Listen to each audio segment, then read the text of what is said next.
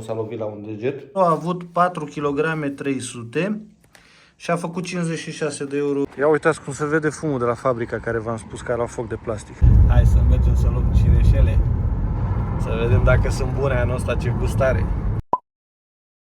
Da, bună dimineața și bine ați venit la un nou video. Astăzi la noi este sâmbătă dimineață și toată lumea suntem acasă doar pentru dimineață, pentru că Alina este weekendul care lucrează, merge la muncă. Și eu nu m-am dus la școală. Iar Izabela trebuia să meargă la școală, dar am oprit-o acasă că câteva zile în urmă s-a lovit la un deget.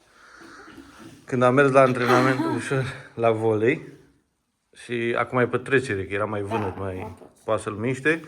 Și ieri la sport a căzut și în cot aici în mână, Da, poți să miști. ca să fie treaba completă. Nimic rău de Poți să miști. așa. Și Alina merge la muncă, iar eu cu Izabela. Astăzi o să fie ziua cumpărăturilor, ca să zic așa. Trebuie să mergem la magazinul românesc să facem ceva cumpărături de acolo, mai în special, mai mult pentru caș de vacă, trebuie să luăm. Are și de oaie, dar oaia parcă nu e cum trebuie. După care o să mergem și la magazin, la supermarket, să mai cumpărăm ce ne mai trebuie. Așa că am făcut introducerea videoului, este ora, cât este ceasul? 8:20, plecăm dimineață, pentru că să prindem și noi, că dacă ne ducem la 12 la 1, la magazinul românesc. Ne ducem la spartul târgului și ne ducem degeaba, nu mai găsim ceea ce ne trebuie. Așa că ați înțeles despre ce este vorba, stați alături de noi, până mergem la magazinul românesc la Parma, puneți un like, abonați-vă la canal și ne vedem în continuare. Hai, Izabela, să mergem. Poți să te încalci singură? Da. Hai, e bine. Hai să mergem.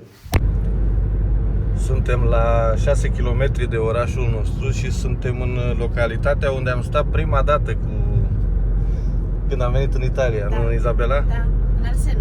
În Arseno, da, și ne apropiem mai exact de școala unde învăța Izabela. Da. Hai să schimb și uite dacă eu mai am și alte treburi. Așa, este aici undeva pe dreapta după casa aceasta gri. Aici este școala unde învăța Izabela. Asta.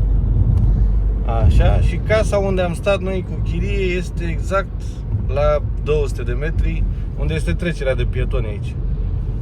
Casa aceasta, asta, galben. Aici am stat noi în curtea asta. Am stat 11 luni acolo în casa aia.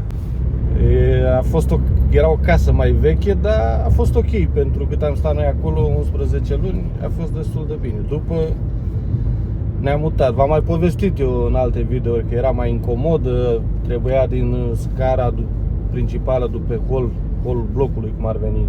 Intrai în stânga în dormitor, în dreapta în bucătărie, trebuia să treci prin hol ca să treci dintr-o parte în alta, trebuia să încui mereu când... Na. Dar am trecut și peste și ne-am așezat la cuibul nostru între timp. 8:40, 19 grade, în sfârșit a venit și vara. Bine, astăzi nu prea este vară, dar oricum este destul de cald. Zic că mai târziu o să iasă soare.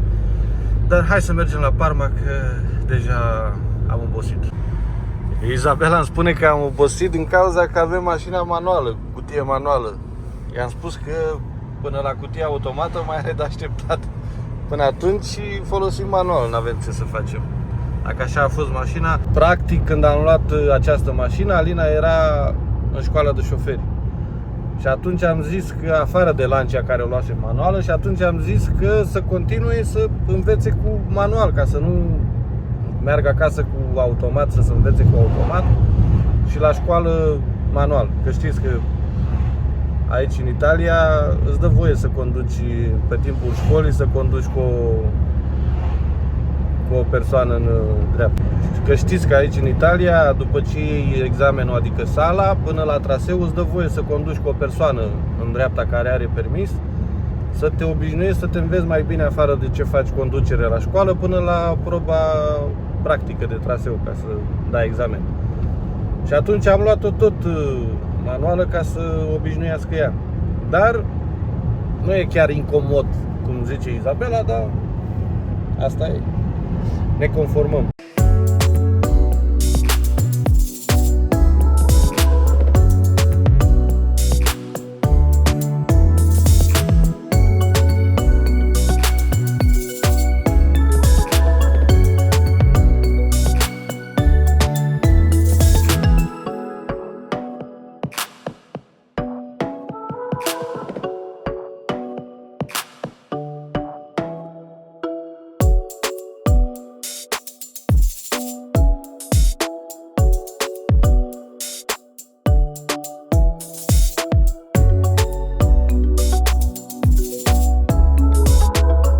ajuns la Parma și a venit soarele, dar da, stați așa.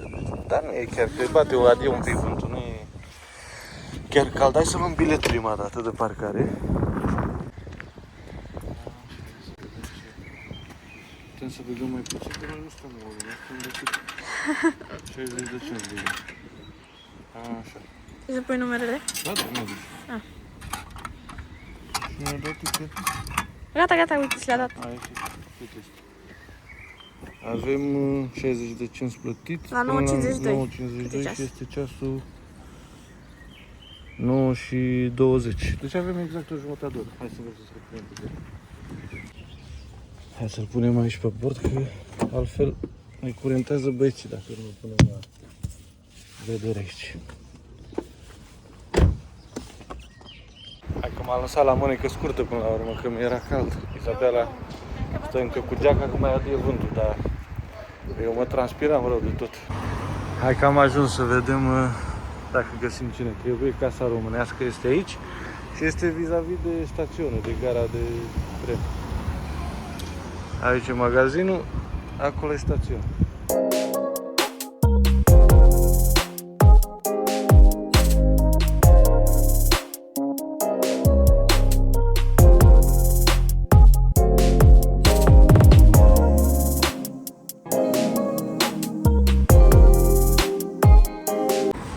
Gata, am ieșit de la magazin și ne-am luat vafe, abia știu să mănânc. Deci lui mami că n-am putut să-ți iau, că se topea. Da, exact. A vrut să-ți ia, dar până ajungem noi de aici o jumătate de oră, 40 de minute, să făcea terci. Altă dată, când o să fii și tu.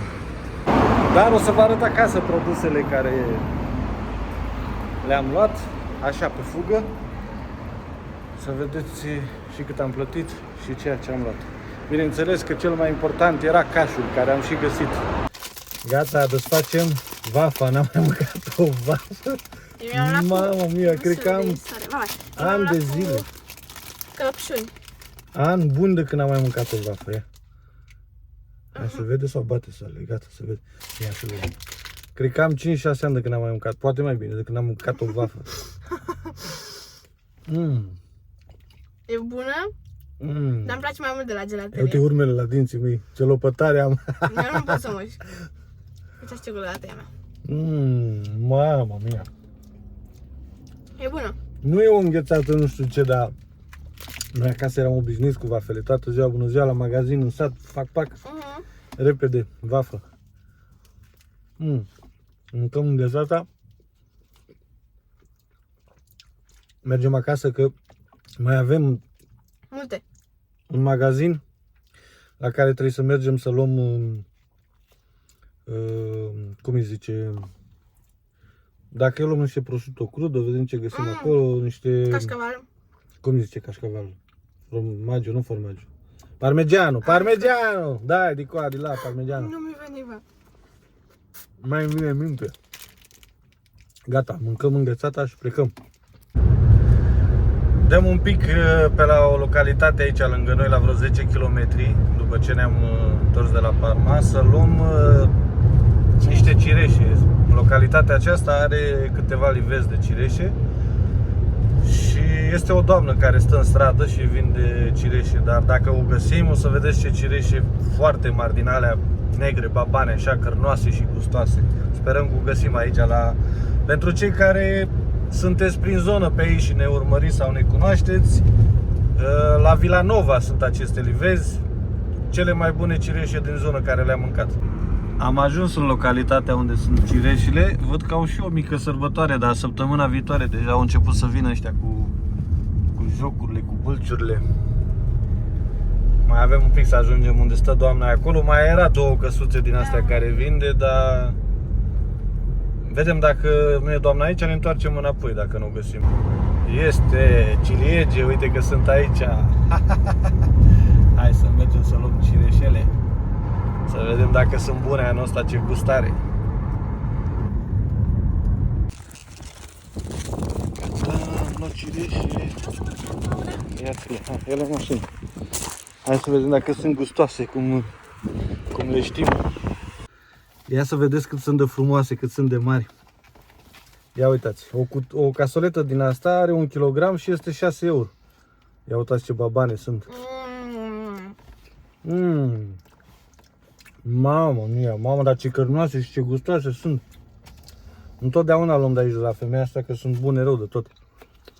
Costă 6,50 kg. 6 euro, nu 6 euro. Ah, 6 euro. Un kilogram. Și am luat două noi. Și am luat 2 casolete. Să ne spuneți și nouă în comentarii cât sunt cireșele în România la timpul ăsta. În sfârșit am ajuns acasă și vreau să vă arăt acum cumpărăturile care le-am luat de la magazinul românesc de la Parma, de lângă stațiune, unde ați văzut acolo. O am pe Izabela aici care să-mi dea o mână de ajutor, să mă ajute un pic. Avem și bonul după care o să vi-l arăt. Să începem prima dată cu suc Timbark. Al doilea lucru, o Fanta de România, pentru că mie îmi place foarte mult. Toată lumea zice că Fanta de aici e mai bună, dar din punctul meu de vedere nu. Fanta din România este mai bună.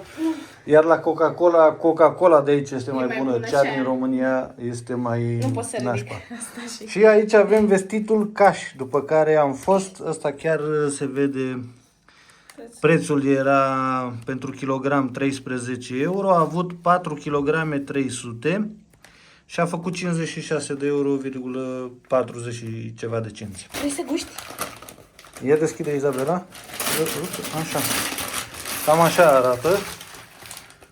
De la Solomonescu. Cam așa arată Eu nu pot să ridic. un pachet întreg de 4 kg și jumătate. Iar eu astea le secționez felii, să zic așa, cam câte 300 de grame la ochi, așa.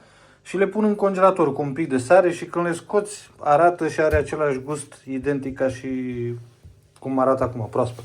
Mai departe, chipsurile Izabelei. Am luat 3 cornuri de 7 la Days. 7 Days. Corn 7 Days 3. 2 ciocolate. Așa, numai că unul la... și ăla este max. 2 ciocolate, una cu alb și Poiana. una cu căpșuni. Cu căpșuni îți place ție, nu? Da. Așa, și lui mami cu alune. Da. Corect. Așa. Așa. Am luat, Aici avem ardei. ardei de umplut și ăsta are prețul pe el. Cred că au fost undeva la 15 ardei, kilogramul... 5 euro. Nu, că sunt și roșiile trecute aici, nu mai știu acum care cum. Dar în total ardeii și cu roșiile, care vi le arăt imediat, au făcut 12,80 euro. Deci ardeii și roșiile. Desfăși tu un pic punga. Cam așa arată roșiile. Ei zic că sunt românești de țară, după cum arată așa ar părea. Acum vedem și la gust cum sunt. Deci roșiile care le vedeți aici și cu ardei ăștia, vreo 12 ardei, 13 euro. Și ce mai e acolo? 2 măgura. Și mai Una cu căpșuni și una cu lapte. și una cu lapte. Și două măgura, da? Da. Deci astea ce le-ați văzut aici au fost luate de la magazinul românesc.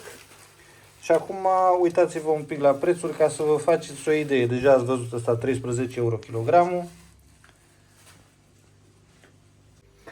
Dacă ne-am apucat de el deja. Mai dă-mi o bucățică, te rog. Izabela nu mai are răbdare. Deci cât este de bun? Mamă.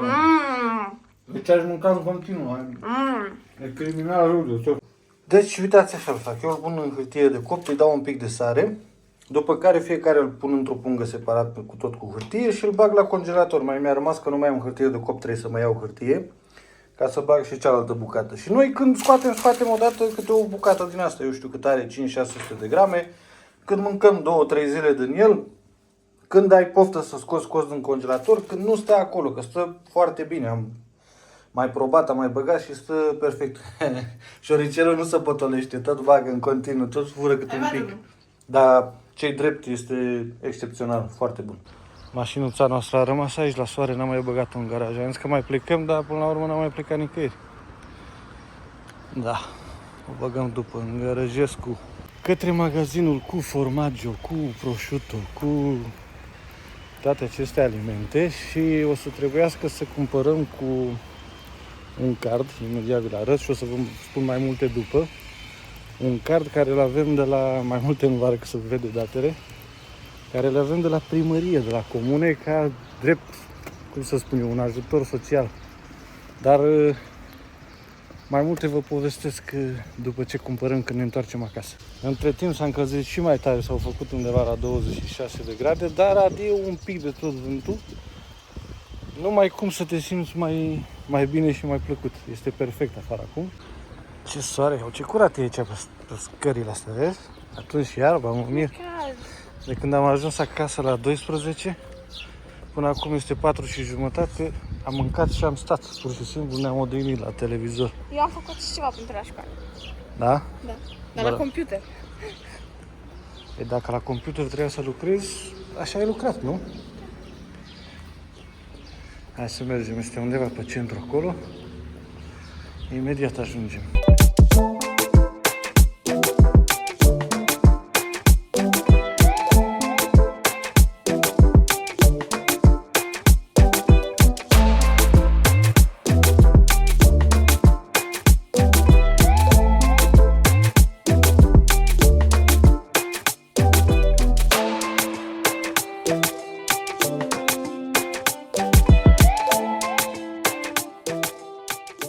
Hai că aproape am ajuns, cred că undeva aici este, da. Casa del Formaggio, uite aici sus, vezi? Hai să intrăm și vedem ce are. Gata și piața de la, cum se zice, Casa del Formaggio se numea. Mergem către casa acum ca să le punem la rece și după o să mergem la supermarket, că mai avem. Astăzi v-am zis că este ziua cumpărăturilor.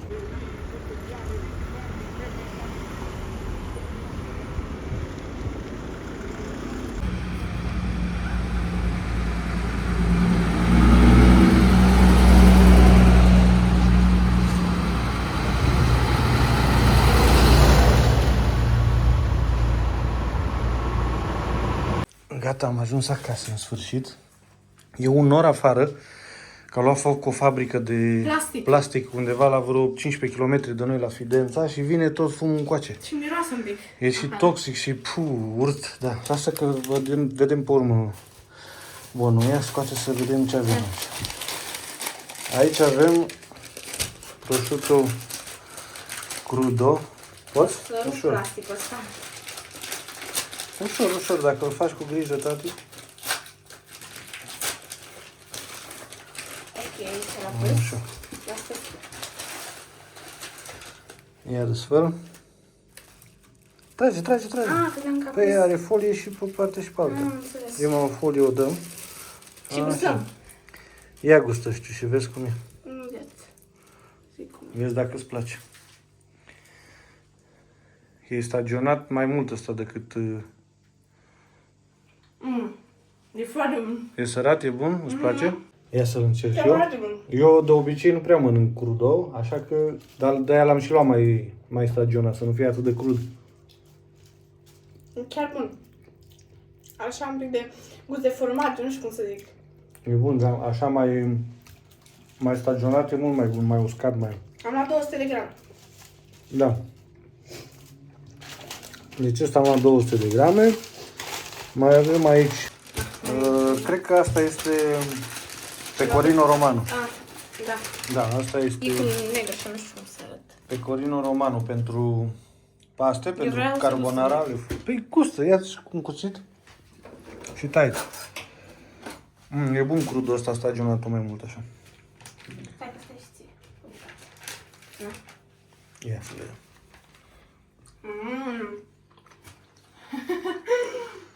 E bună.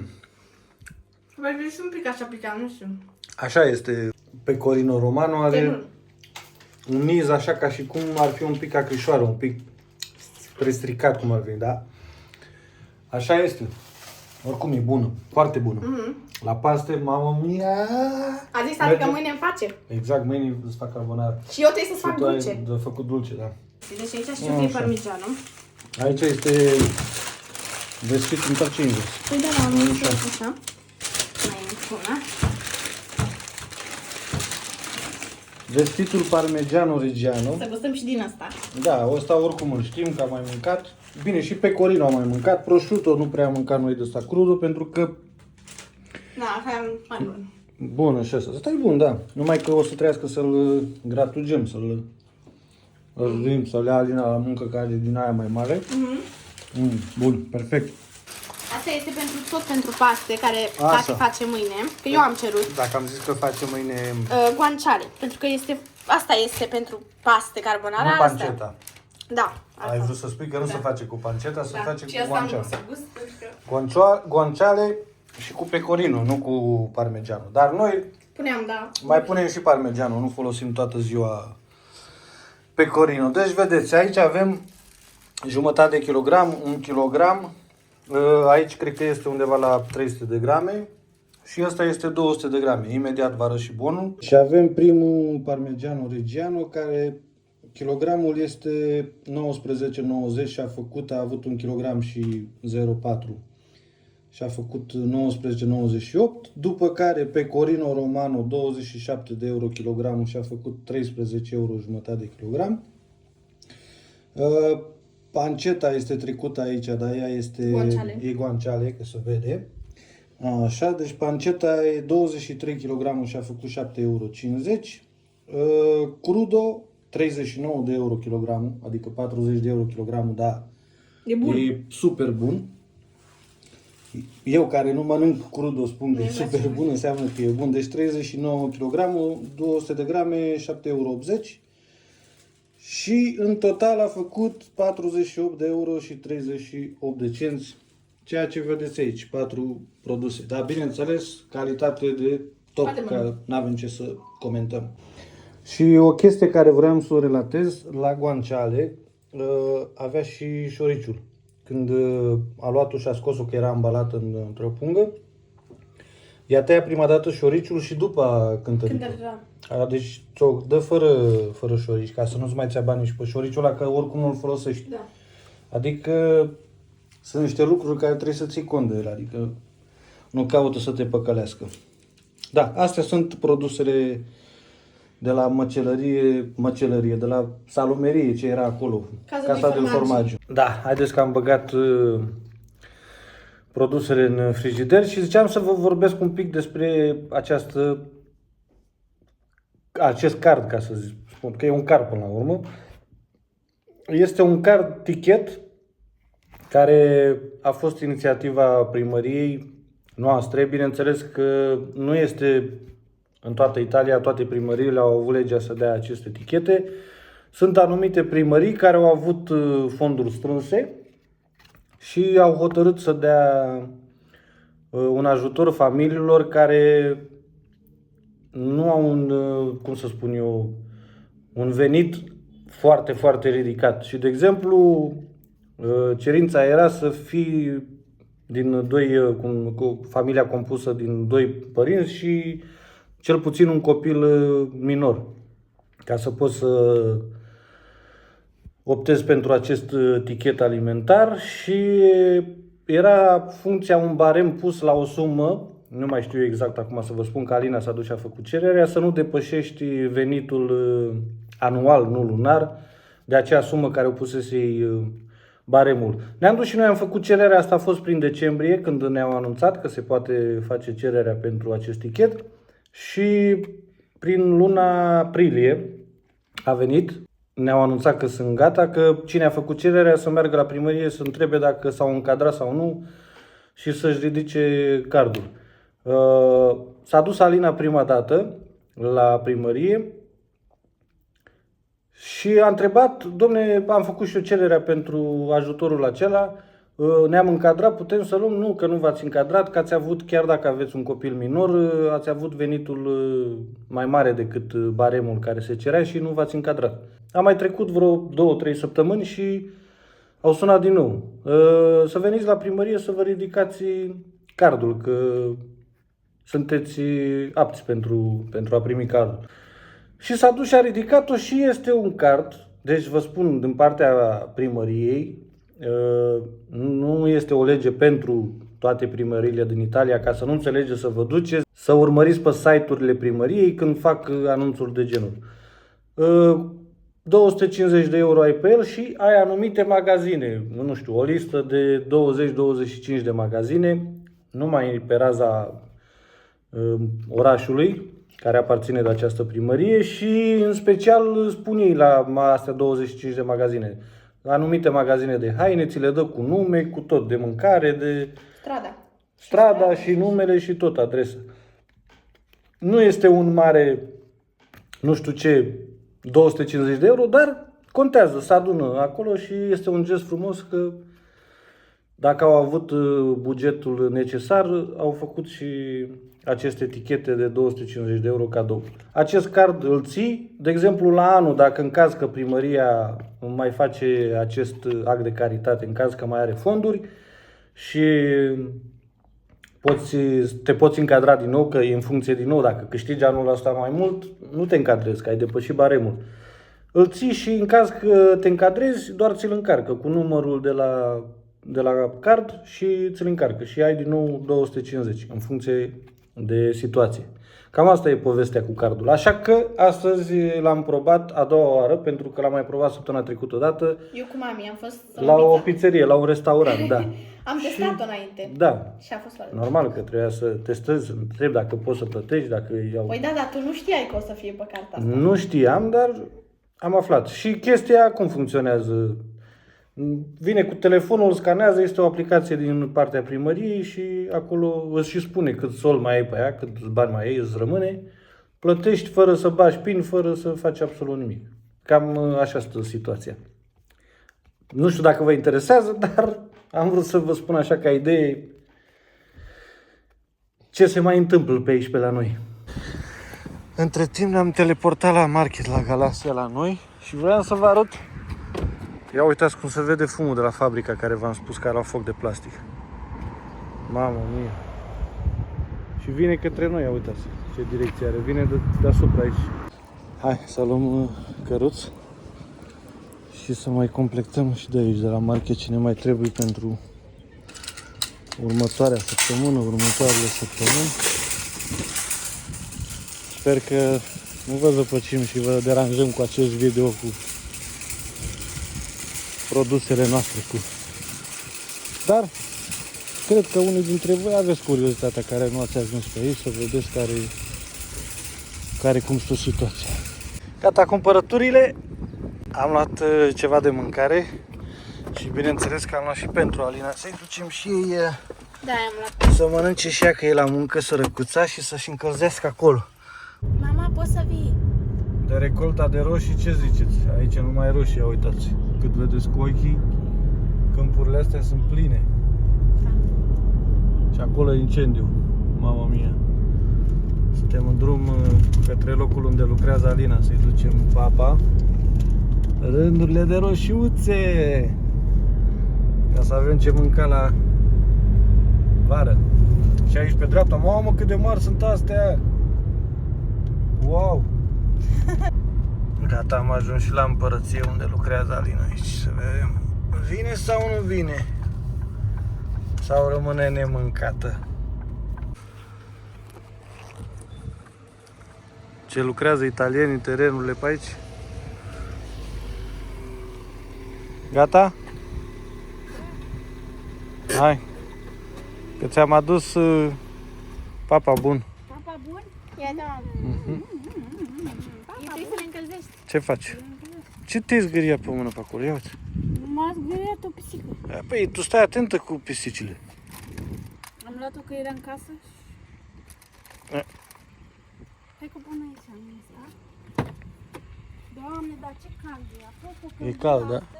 Și fumă exact aici vine, ia uite. S-a mai dus, dar e tot pe aici. Tot, dar nu mai e cum era. În fine, hai, te-am lăsat. Hai. Pa. Pa. Și continuăm vestita viață. O baghetă, 1,20 euro. Pentru rețeta de Aici am luat pentru rețeta de mâine goce de ciocolată. Pentru mama ei. Pentru mama am luat alunele astea, că vreau să-i fac, să-i le, cum să zice, Să le pisezi? să-i le pisez cu aparatul, cum să zice, nu știu, să le frulez, să le... Da. Așa. Să le fac cu miere ca să mănânce dimineața. Astea sunt niște barete ale Izabelei care mănâncă ea. Iar pentru mama ei. Asta e din nou sâmburii de mandorle. Așa. Mandurile, de fapt. Astea sunt mandurile. Sâmburii de caise, de ce sunt? Migdale. De migdale, așa? De migdale, cum le zic ei. În fine, mandurile. Nucă. Mi-a luat și pentru mine, dar de cozite. Așa. Mierea care trebuie, trebuie să eu amestec cu semințele. Zahăr brun, am luat două. Zahăr brun Că de avem asta folosim. 2. cartea de fornul, cartea de copt, hârtie de copt, că ați văzut că s-a terminat mai devreme. Esență de vanilie pentru O rețeta esență de mâine. de vanilie, Zahăr. zahăr alb că ne trebuie pentru rețetă. Fistic pentru mama. Ăsta este fisticul care vine în combinație cu nuca și cu mandorile. Și făină de... Făină de avena este făină de orz. Nu da. este de grâu, este Tot făină de pentru orz. rețeta de mâine. Pentru rețeta de mâine. Așa, o parte. Stai să le dăm un pic deoparte, Izabela. Iar cea de-a doua pungă avem așa. Dar nu pot să... Ouă, că ne trebuie și pentru prăjitura Avem respectivă. Ne trebuie și pentru carbonara. Aici avem arancinii, că sunt reci. Da, aici avem arancinii care o să-i mănânc eu cu Izabela. Ați văzut că i-am dus și Alinei. Astea separat. Sunt și sunt... Aici e cordon bleu. Da, cordon bleu. Pentru noi am dus și ei să mănânce. Și aici sunt olive. Astea chiar le desfac să vi le arăt. Aici sunt olive ala ascolana se numesc. Practic sunt măsline, pane. Dacă trebuie să musc ca să vă arăt. Înăuntru are carne tocată, umplute cu carne tocată, cu ragu și făcute pane. Și sunt bune rău de tot. Bune, nemaipomenit de bune. De la carne trecem un pepenaș care a făcut 7 euro aproape. A fost 4 kg, 1,75 kg. Mi-am luat eu pentru sandwich. Ce-am mai luat Izabela de sandwich, că afară de prosciutto și alea ce mai avem. Îi mai place și astea de pui. Lapte. O sticlă de lapte. Banane, care tot pentru rețeta de mâine ne trebuie. Banane. Așa. Și piersici. Și piersic. Și cam asta este situația. Mai avem și bun, parcă aveam și un bun, ca să vă arăt așa. În mare oricum a costat mai mult din cauza mâncării gătite, dar dacă scadem vreo 20 de euro mâncarea gătită, 60 de vreo euro. 20 și un pic, deci totalul a fost 88, dacă scadem vreo 20 și un pic, aia cam 70. cam 60 de euro, 65 de euro a făcut toate chestiile de ce le-am luat.